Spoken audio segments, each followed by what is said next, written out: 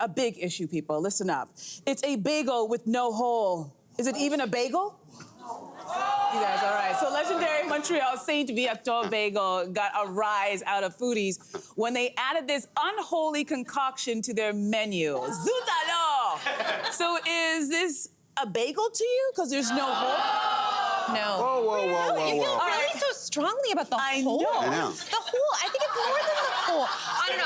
My dad loves this bakery in Barrie that he goes to all the time. And no offense to this Barrie, but they make these bagels that are actually just cheese buns with a hole in them. You cannot call a bagel. I think you need to at least have certain ingredients or procedures in order to call it a bagel. 100% the shape and all that's important for whatever you want to call it. Isn't the But ingredients I've been to that bagel house many times in Montreal. Okay. And there's a place across from it, I think just down the street, called Cafe Olympico, which might be the best cup of coffee in all of Canada. Okay. And then you go to St-Viateur bagels, and they could shape those like teddy bears, and I wouldn't care. That's the thing. I mean, it's still There is an actual fantastic. history to the bagel. That's the thing. And I do say it's not a bagel without a hole, but there's history to back it up. And I'm going to call out Derek because he knows the history of the bagel.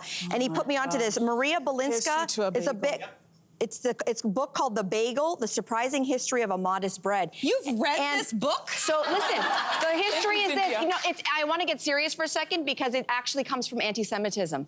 And the whole idea was that Jews in Poland were not allowed to make bread because that was the Christian holy food. Oh, yeah. Jews were not allowed to make bread. So they were told, you've got to do something else. You got to boil your bread. So they started to make their own version of bread because they weren't allowed by law to make the bread that the Christians were making, and they would put the hole in them to make it so that everybody knew this was Jewish bread, not Christian bread.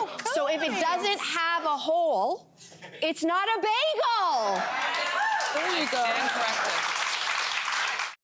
Hey there, what did you think? Drop your comments below and join the conversation. And don't forget to like and subscribe so you can find more on everything from food and fashion to pop culture and current events. See you soon.